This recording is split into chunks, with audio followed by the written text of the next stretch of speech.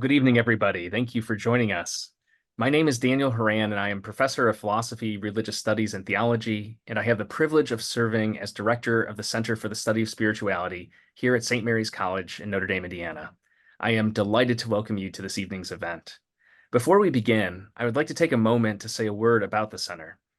Founded in 1984 by Dr. Keith Egan with the support from the Sisters of the Holy Cross, the Center for the Study of Spirituality offers programs that promote the engagement between faith and reason and the connection between mind, body, and spirit.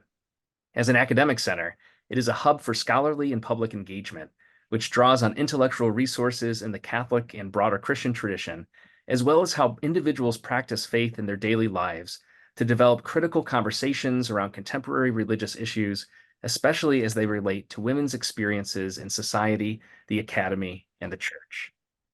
It's now my privilege to turn the proverbial microphone over to my colleague, Dr. Julia Fetter, Assistant Director here at the Center for the Study of Spirituality and Associate Professor of Religious Studies and Theology at St. Mary's College. Julia. Hello, everyone, and it is my great honor to introduce our guest, Dr. Judith Lewis Herman. Dr. Herman is Professor of Psychiatry at Harvard Medical School.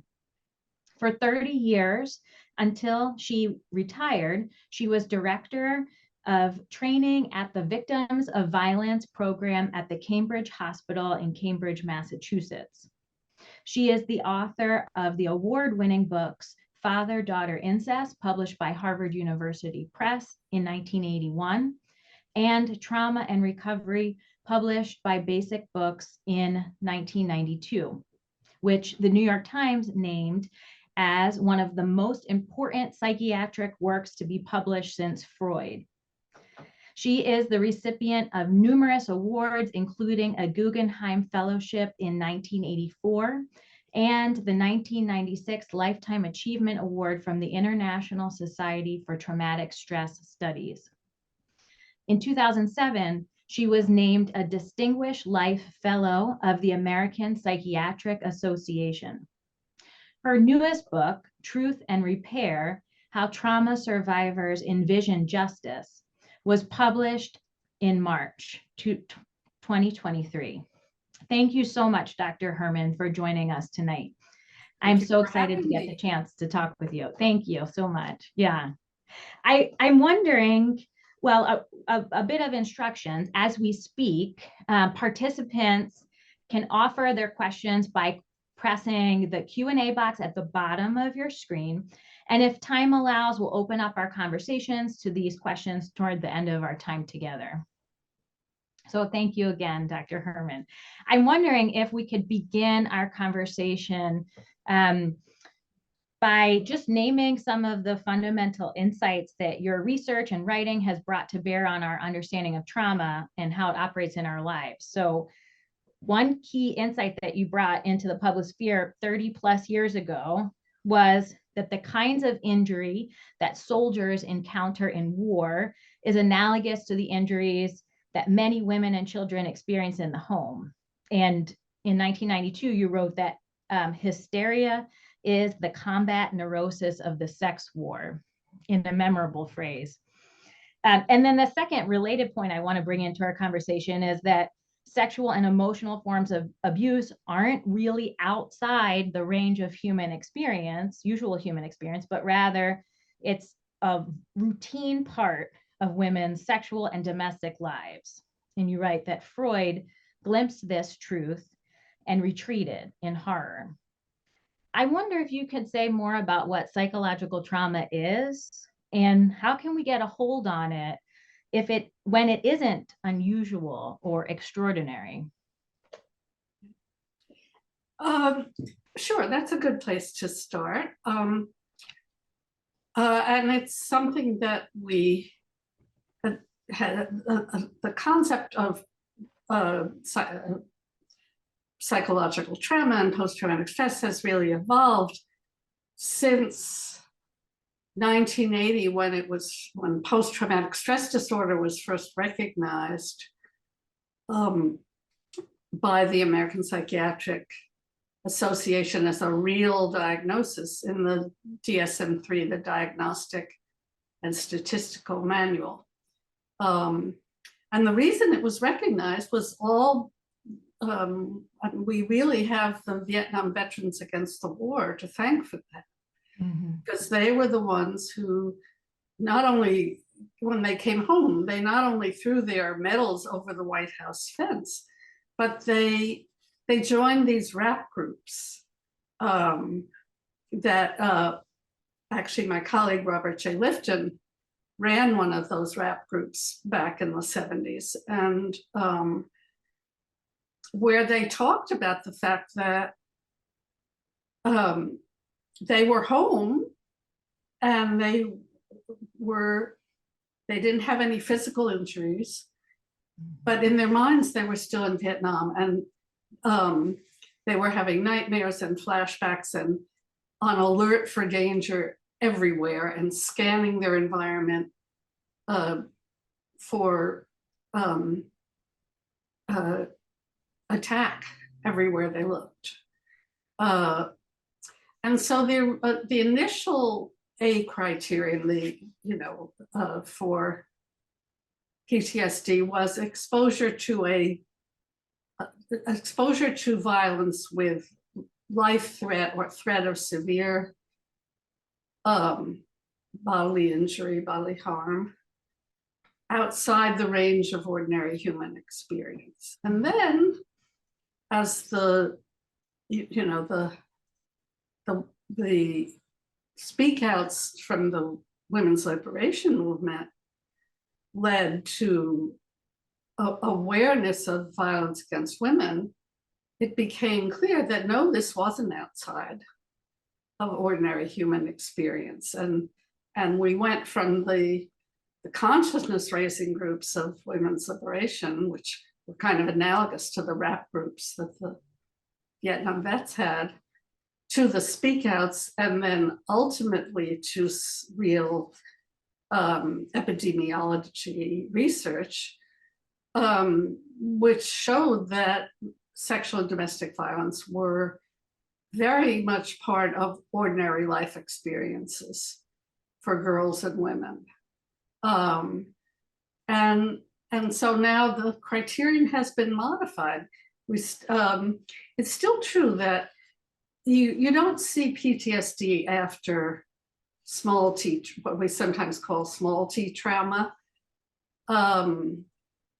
being fired from a job, a divorce, simple bereavement, unhappy, stressful experiences, but that don't involve that kind of life threat.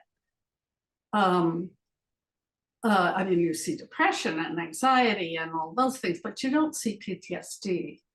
With PTSD, you need that up close personal encounter with death, either yourself or as an eyewitness, like for first responders, like cops and firefighters, will often have PTSD because they're seeing horrific sights unfold in front of their eyes. So let me stop there. And does that kind of address the question you had? In some ways, I wonder, I was thinking originally when I posed the question that it seemed to me that you couldn't just do a statistical analysis of what typically happens for most people and then count as traumatic the disruptive events that are unusual or extraordinary. Instead, you have to have some kind of moral analysis or make some moral claims about what life should be in order to have any kind of predictive effect about what could be traumagenic or not. Does that seem well, right? It certainly turns out that interpersonal violence tends to be much more likely to cause PTSD than acts of God. Yeah. So-called acts of God, floods or hurricanes. Sometimes the acts of God aren't really acts of God, they're due to human negligence, like the sociologist Kai Erikson did a study of a whole community that was wiped out after a dam broke and the community was flooded. But it turned out that, you know, the breach of the dam had to do with the negligence of the coal mining company that maintained the dam, and so there, so that was negligence, but an up close personal encounter with hate, Yes. And malign intentional violence is the most likely to produce PTSD. So, for instance,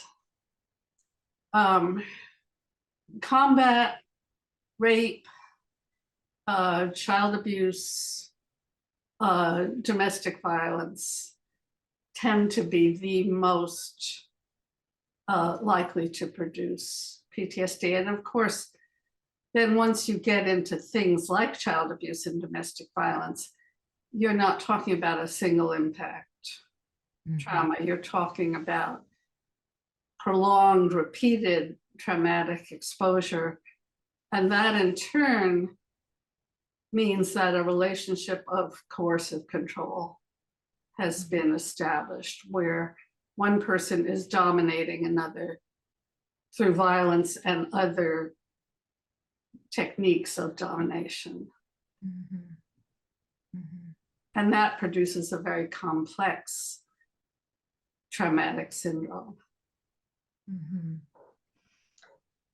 Well, that's an interesting response, because I think when I think about your work, I think about how clear you have been throughout your career that violence and traumatic injury is never just a matter of an individualized private matter, but instead it always and everywhere, or many times at least, especially in the lives of women, has political and social components to it. So it's really, I'm thinking about the fact, so in trauma and recovery, you lay out 3 stages of traumatic recovery: establishing safety, remembrance and mourning, and reconnection with everyday life. And in your newest book, you add a 4th stage, justice. And I'm curious about, given that there has been these clear seeds in your earlier work that there is a political component to recovery, what made you want to write another book detailing justice from the larger community? What was unfinished or underdeveloped in your earlier work that you wanted to take the opportunity to think more about and write more about? Well, I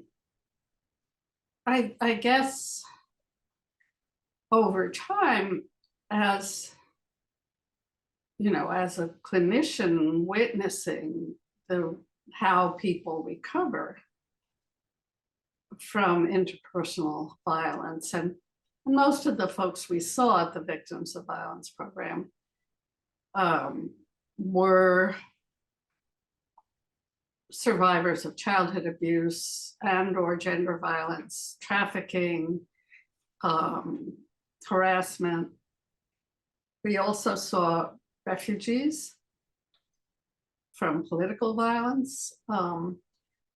And it became clear, first of all, that it is always, when you're talking about interpersonal violence, you're always talking about a matter of abuse of power.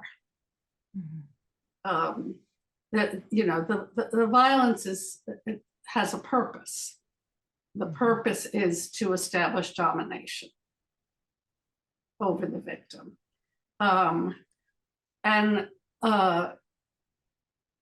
And so when you're talking about power, you're talking about certainly violations of, well, you're talking about crimes, you're talking about violations of human rights. And it became clear as we did the work of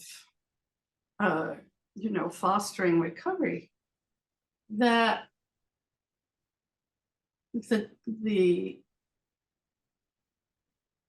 it wasn't just the perpetrator's violence that was so harmful, but it was the inaction or complicity or judgment of the bystanders. So that, the incest survivors we worked with were not only grieving what their fathers had done to them, but they were also grieving, where was my mother? Mm-hmm. Where was, and she may have been battered. What we found in the incest families was that the mothers were unusually disempowered, either because they were battered, they had physical illness, mental illness, they addictions, they were dead.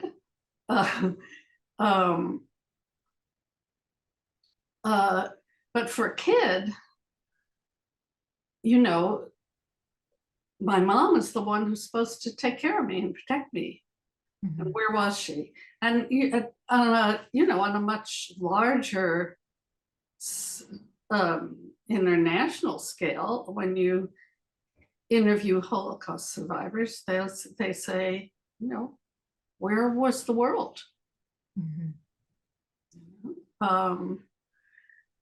Not just what the Nazis did, but what everybody else didn't do. Mm-hmm. Was a profound betrayal. And so it seemed to us that that if indeed these people were suffering from an injustice, and it wasn't just a personal misfortune, then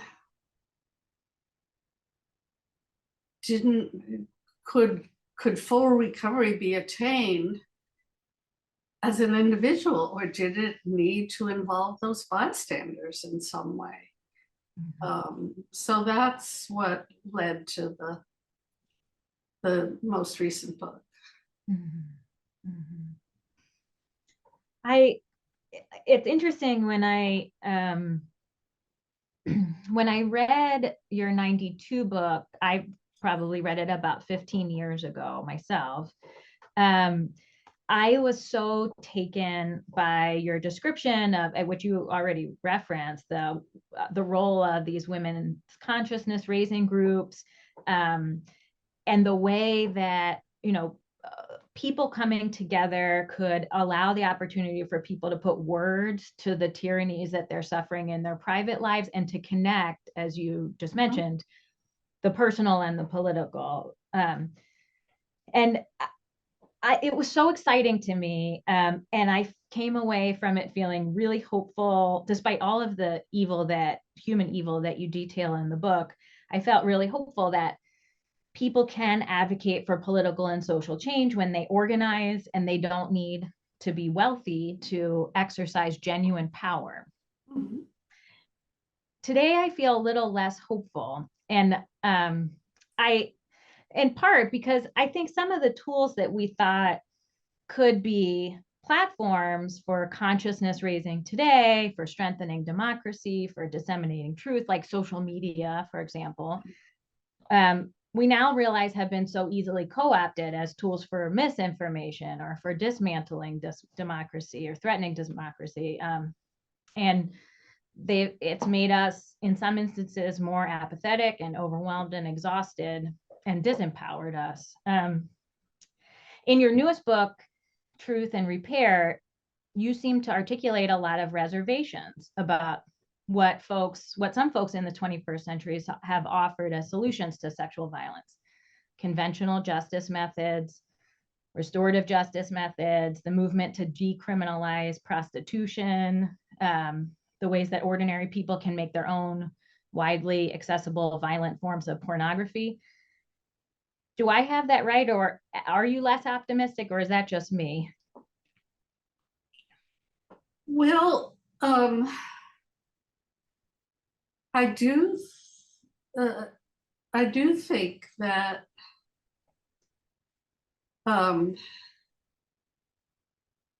we are under much more immediate threat than we were 30 years ago. And I don't see social media as the main problem. I think that, any form of media are a tool, and any tool can be used for good or ill.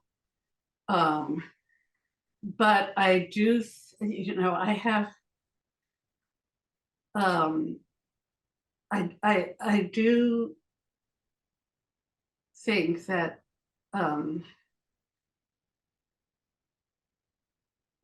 well, it's interesting. I have a dear friend and colleague who has survived for 10 years now with stage 4 cancer.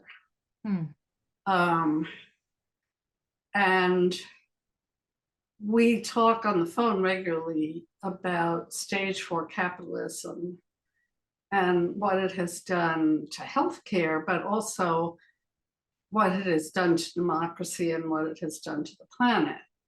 I mean, if you have basically the rule of oil oligarchies,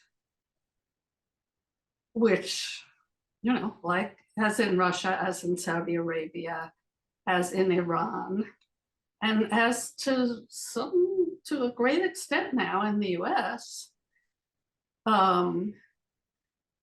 and the consequences of that rule are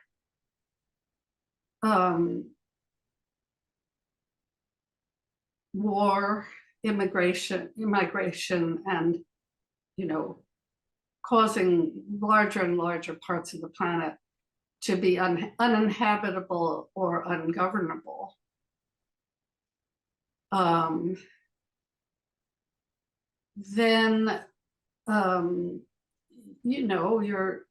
that's a very different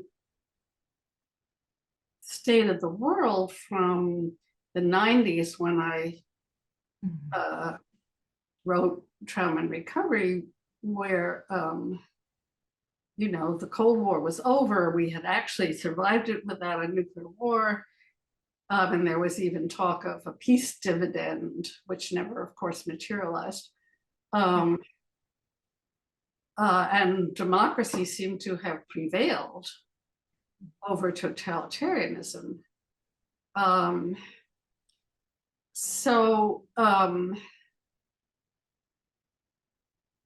Clearly we're in a different situation now, but the only antidote is still organizing from the ground up. They're really,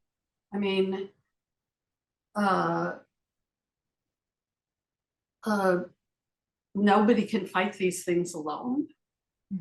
The only way to do it is to join together.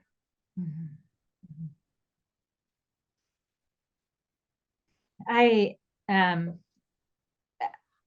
think about that as sort of your mantra in your 92 book. No one can fight trauma alone. And that's been very powerful for me and so many others I know. Well, because trauma isolates people, not only in fear, but also in shame. And if the bystanders are looking, saying it didn't happen, or, why was she wearing that dress, or how many drinks did she have? And anyway, it's over, so why is she still whining about it? That shames and isolates the victim. That's why these support groups are so powerful as an antidote. And it's why when my informants talk about justice, what they want first and foremost is for the bystanders to step up, acknowledge the facts, acknowledge the harm, that was done and vindicate them by transferring the burden of shame from their shoulders to the shoulders of the perpetrator where it belongs. So to denounce and condemn the perpetrator's actions. I'm curious about, you spend some time in this new book talking about apologies, and what genuine apologies can look like. And you talk about genuine apologies are personal, emotional, and create the possibility for repairing a relationship. I wonder, when we're talking about the harm that needs to be repaired by bystanders or even institutions, social systems, is it possible for a genuine apology to come from an institution, to come from in these complex inner workings of, as you say, late stage 4 capitalism? Are there ways in which bystanders and social and political actors can make genuine apologies? Well, I think, let me separate that into two questions, because I think there are bystander apologies that are very personal. I'm thinking, for example, of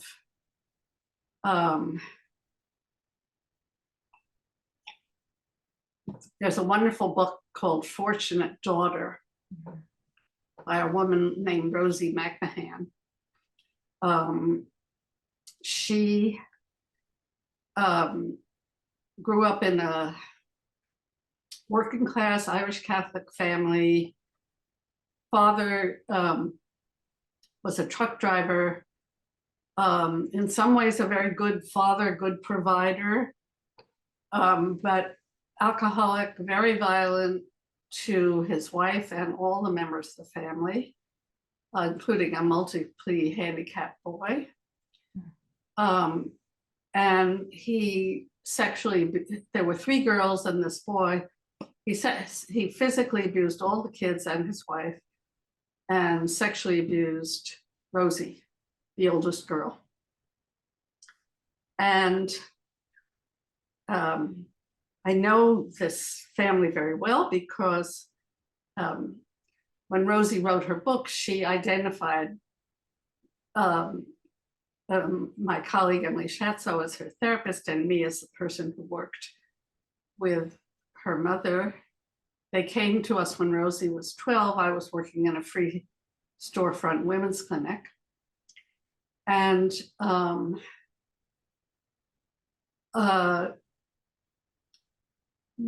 there was I worked with the mom, finally got a restraining order, got him out of the house.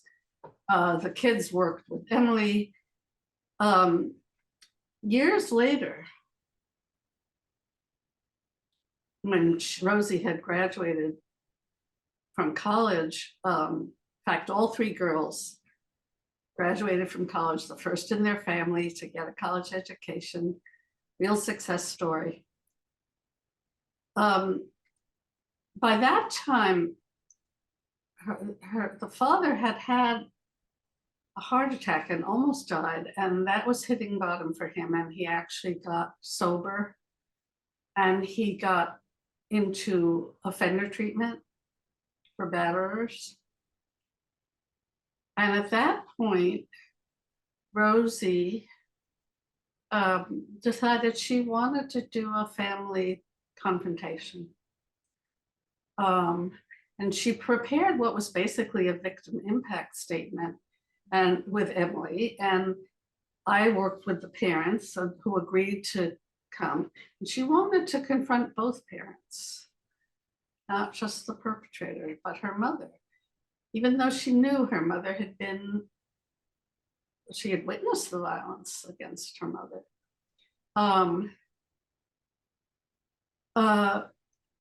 But they agreed that they would just listen and not interrupt. And Rosie read her statement in Emily's office. And by the end, both parents were sobbing. They both apologized, he for what he'd done to her, and the mom for failing to protect her, and for sometimes blaming her because, the dad favored her and, in that way isolated her.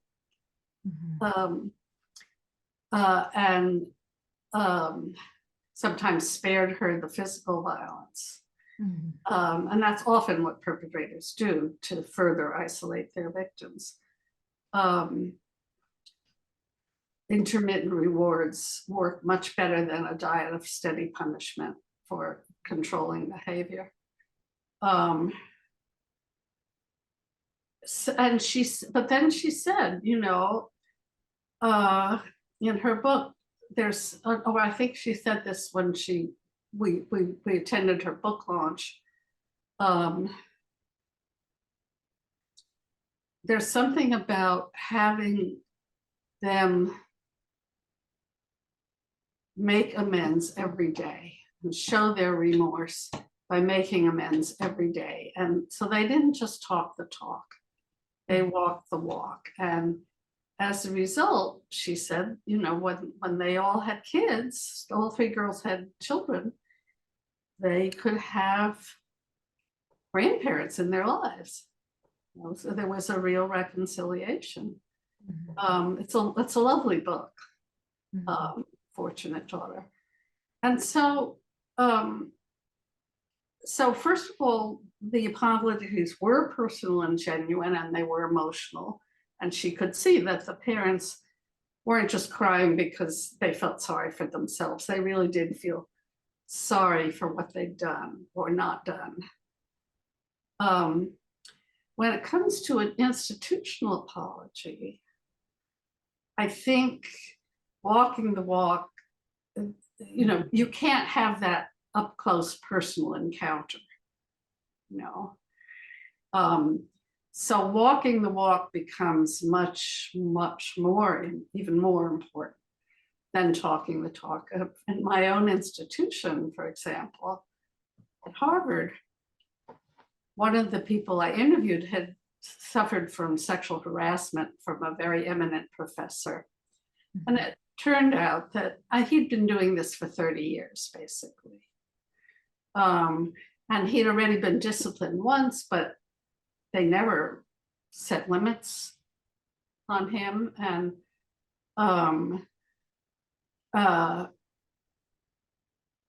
he steadily promoted him. And, anyway,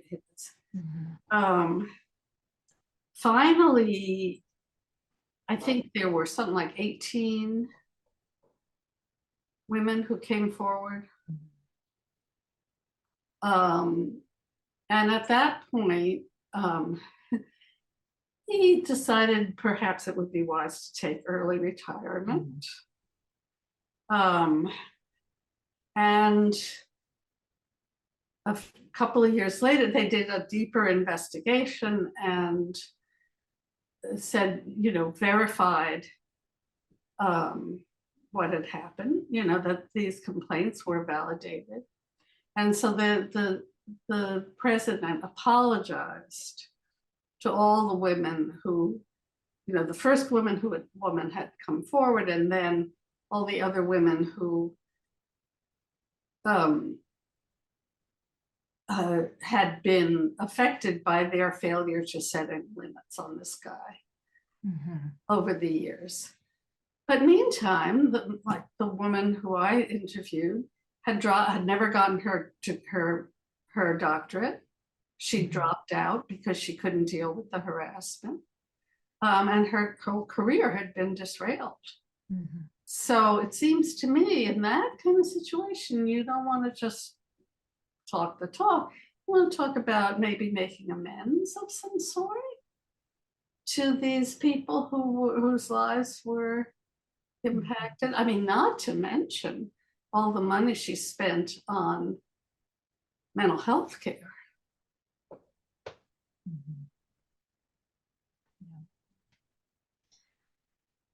that also, by the way, was, I think, where the Truth and Reconciliation Commission in South Africa really fell down, because, and I had a colleague, a psychologist who's now a professor at Stellenbosch, named Pumla Gabota-Madikizela, who was a member of the Truth and Reconciliation Commission. And she was very enthusiastic about restorative justice and tried to oversee sessions where perpetrators actually apologized to their victims. But most perpetrators weren't willing to do that. They were willing to acknowledge what they had done, because that was the condition of amnesty. But very few of them were willing to apologize. And of course, no amends were made. There was no restitution. There were no reparations.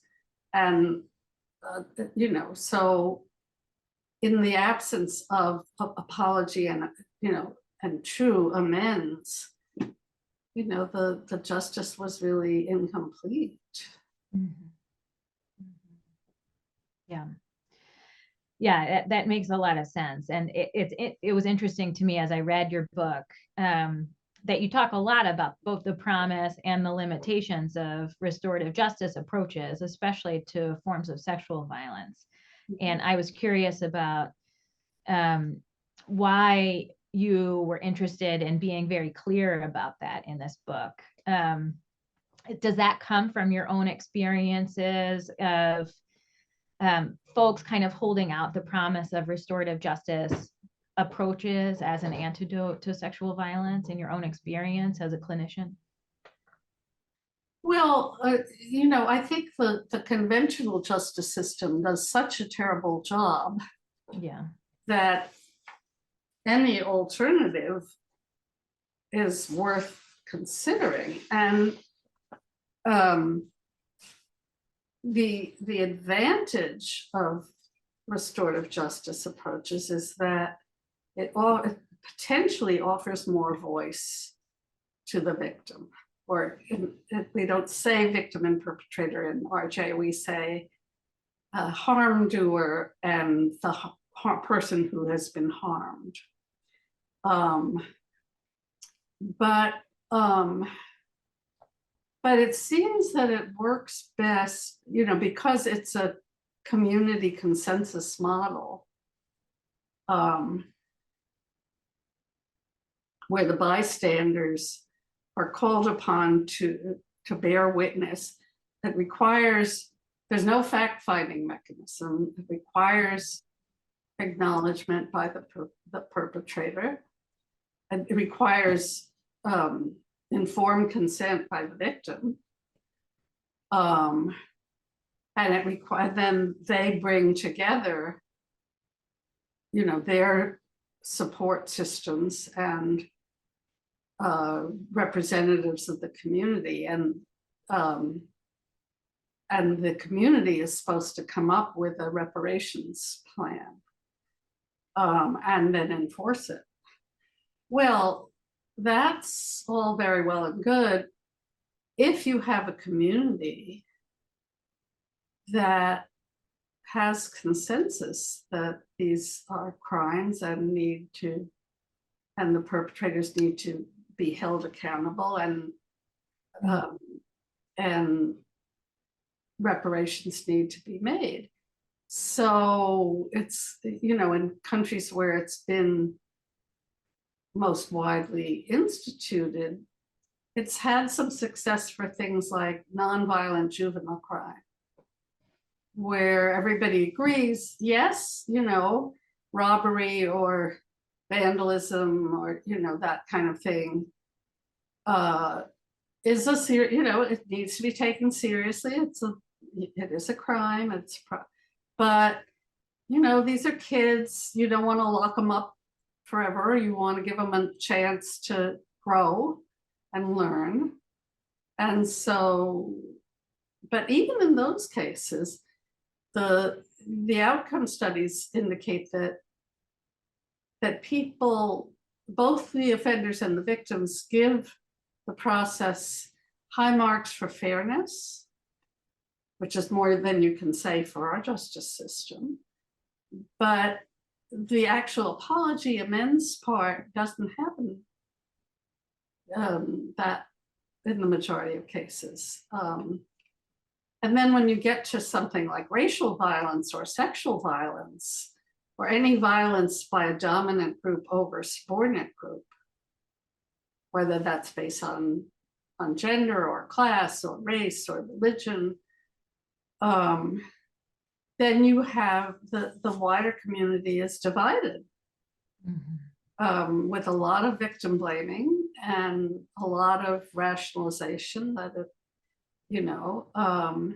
and excusing of the, I mean, you see that with gender violence all the time. With, most rapes are committed by people the victim knows, and maybe 20% of the victims ever file a complaint. By the time you get to, and then the DAs don't want to take it because everybody's going to say, well, why did she go to that party? And the juries, and so they may not get a conviction, and because the juries and the judges are going to be prejudiced that way. No, the judges don't want to ruin the life of the fine young man who, was such a good athlete. And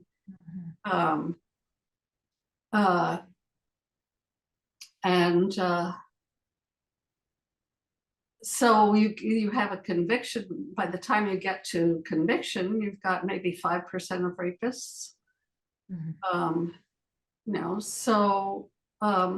Well, juries have those prejudices, and judges have those prejudices, but so do other members of the community. So that's why, a lot of advocates for survivors of gender violence don't trust restorative justice.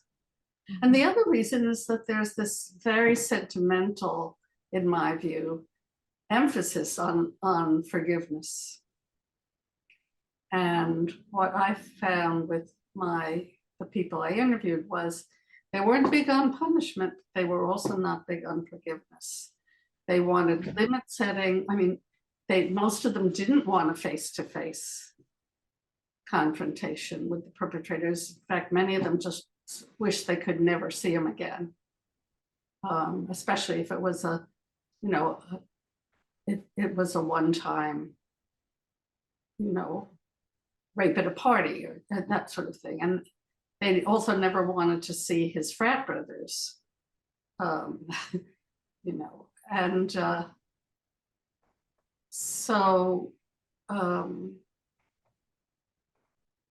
so I think those are some of the limitations. We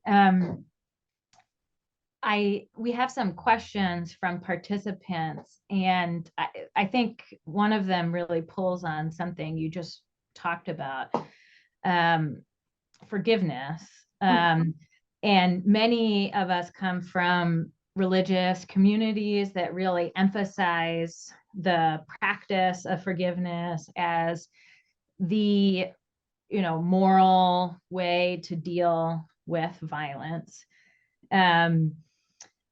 I'm a Christian theologian, and so it was really interesting to me to notice as a theologian, even though it was a small part of the book, you did some really interesting things in the book using Jewish theological and philosophical sources to talk about what forgiveness might involve, if we could even reclaim that term. You appealed to the writings of Moses, Maimonides, among others, to say that forgiveness has to be earned by the practice of a perpetrator's repentance. And I thought that was really interesting. Is that something that you've been thinking about, and the relationship between religion and discourses of forgiveness? Oh, yeah. And it turns out, as I learned from a friend and colleagues who's a classics scholar and has written a book on forgiveness in the Bible and early Christian theology. And he points out that interpersonal forgiveness is a very late development in Christian theology, that in the Bible and in early Christianity, only God can forgive, because only God can see into the hearts of people and recognize true remorse and true repentance.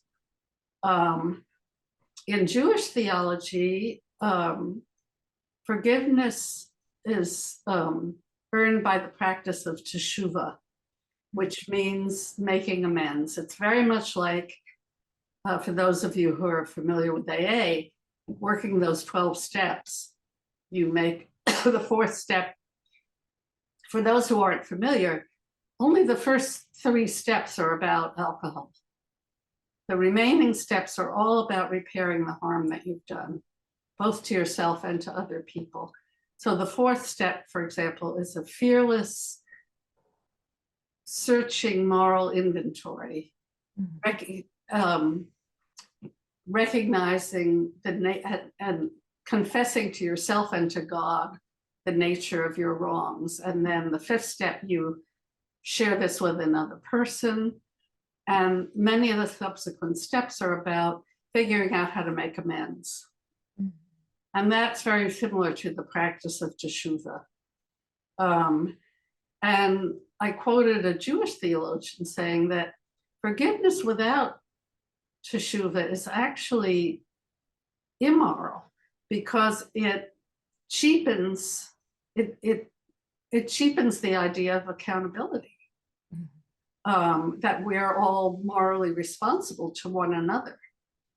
I also, one of my informants was a Protestant minister who had been a domestic violence victim, and who has kind of made it her survivor mission to educate clergy about intimate partner violence. And she quotes, because they're so often just counsel the women, to submit and keep the family together and turn the other cheek. And she quotes a woman she counseled who said, "I turn the other cheek and I turn the other cheek, and now I have no face left." And she says, rather than bringing victims to forgiveness, we should be looking at how to bring perpetrators to true contrition and changed behavior. And she says, "I've yet to hear someone say, I am setting limits because I am a Christian." And I thought that was a very powerful statement. Yeah, thank you. That's really helpful. We have another question from a member of the audience who notes that in your in trauma and recovery, you refer to the process of repair as recovery. And in your most recent book, you refer to it with the word healing in the last section. And he was wondering, is this change of terms intentional? Do you prefer one term over the other? Which one is most appropriate when talking about the process of flourishing or thriving after trauma? Oh, I don't know. I haven't thought much about that. I think either is fine. Yeah. As long as, I think in both cases, you're talking about an ongoing process. Yeah. Well, that actually brings me to another question that someone asked. When you are lacking justice, Yeah. at, you know, the interpersonal level or the institutional level, is it right to say that the victim's healing process is incomplete? Are they able to attain full recovery without restitution? And if not, is who's, you know, is the onus of confronting the perpetrator on the victim or on the bystander societies, or both? Well, I mean, it's hard for the bystanders to do it unless the victim takes some initiative, but mainly it's on the bystanders. The victim certainly can't attain justice alone. And I would not make a judgment about someone else's recovery or healing. I think that judgment is to be made by the survivor. Mm-hmm. Mm-hmm. Mm-hmm. A question that I've been thinking about because of my own location here at the Center for the Study of Spirituality, I've been thinking about that we understand spirituality to be something of the common human consciousness of something more, something transcendent, or something that goes beyond. And this consciousness can be informed by and shaped by the great religious traditions of the world, Judaism, Christianity, Islam, but it can also just simply be a deeply human experience of moreness that's not tied to an explicit religious tradition. And so I've been wondering, are there ways in which your own religious tradition or spirituality, either religious or non-religious, has informed your own work for justice, on justice for trauma survivors? Well, I was raised totally secular, and religion doesn't play a big role in my life. But I do believe in some kind of, or I guess I've experienced some kind of sense of transcendence, or in belonging to something greater than myself. To me, that's, you know, the social justice community, really, or nature, or, you know, whatever tries to foster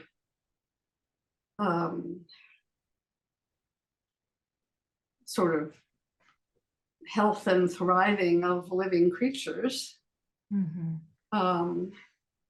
So I guess that would, you know, one of the things I think is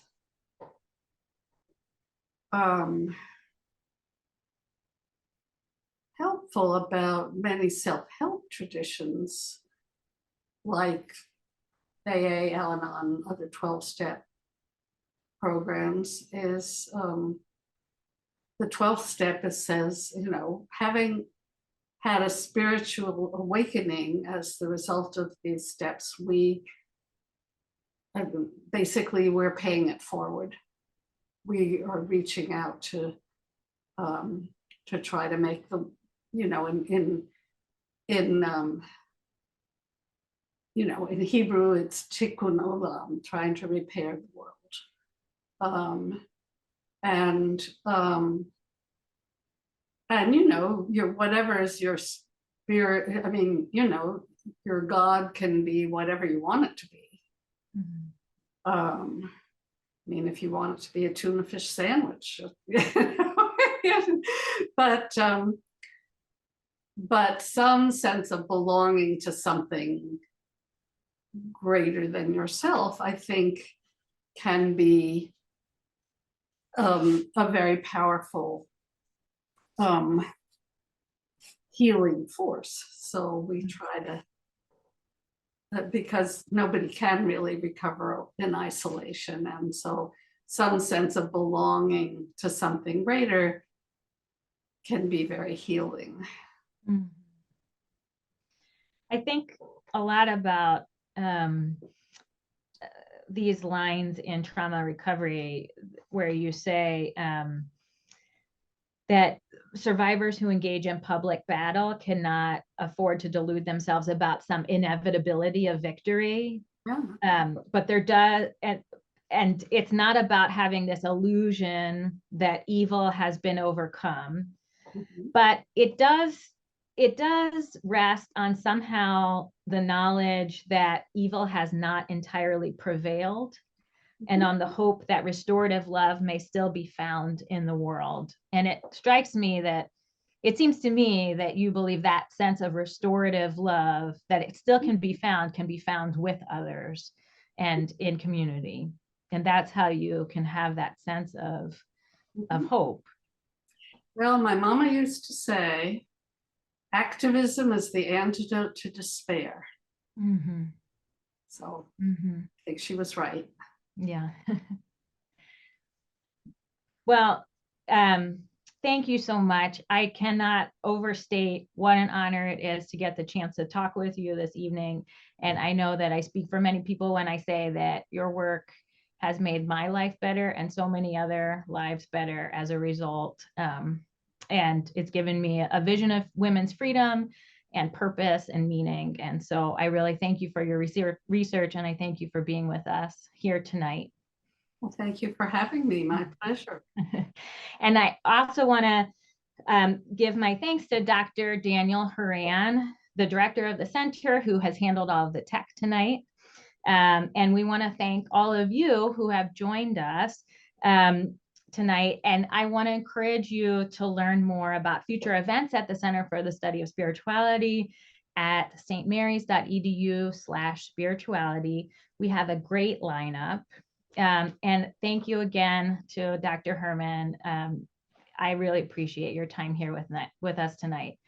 Goodbye to everyone. Have a great night. Thank you so much. Thank you, everyone.